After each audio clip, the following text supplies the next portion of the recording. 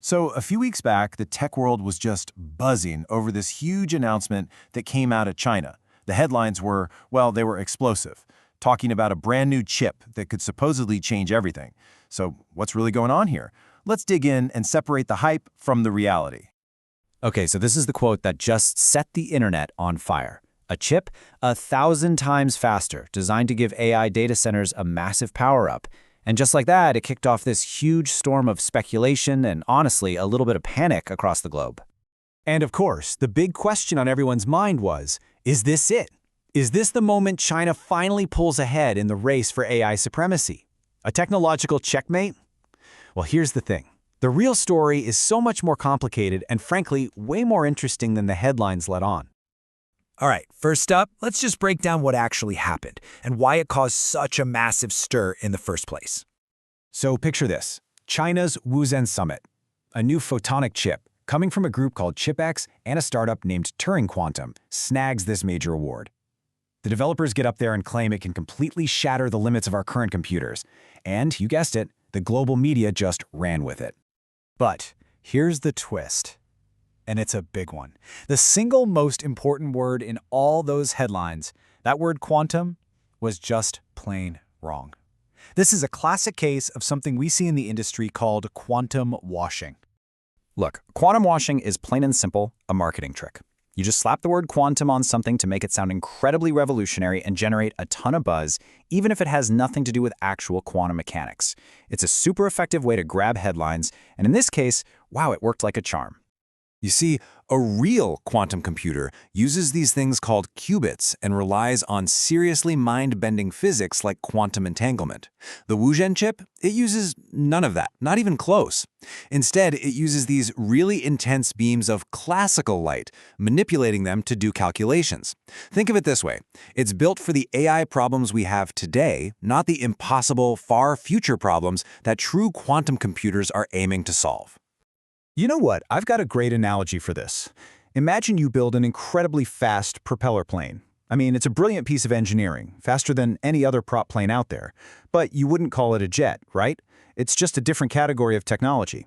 This chip is that propeller plane, a very, very impressive piece of classical tech, but it is not the quantum jet everyone was shouting about.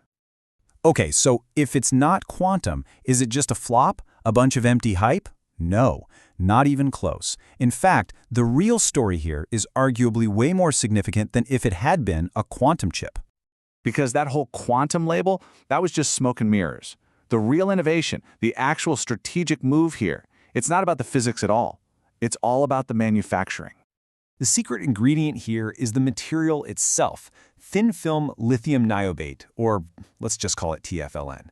For photonic chips that use light, this stuff is way better optically than the silicon the entire Western semiconductor industry is built on. And that one little difference, that's the key to China's entire strategy.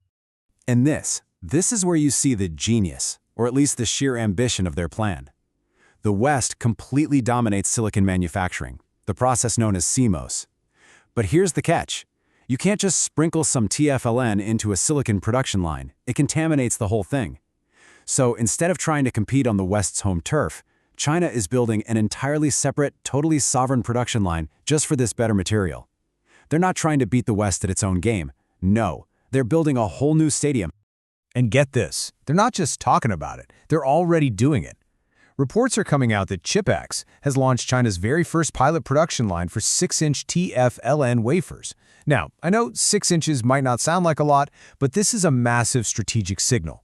This is the jump from a lab experiment to industrial-scale manufacturing, a capability that exists almost entirely outside the supply chain the West controls. This whole manufacturing choice really shines a light on a huge difference in strategy between the US and China for the future of computing. And the best way to get your head around it is with this analogy, the brain versus the glue. So in the US, most startups are using this light-based tech, photonics, as glue. What does that mean? Well, they're using light to connect powerful electronic chips, like NVIDIA's GPUs, way faster than wires can. It's an incremental improvement, making the system we already have better. But China's strategy? They want to use light as the brain itself. This new chip isn't designed to connect GPUs, it's designed to replace them for some core AI tasks. It's a much riskier, much more disruptive bet on a whole new way of computing. And this table, I mean, it just lays it all out so clearly, right? You can see the two paths splitting.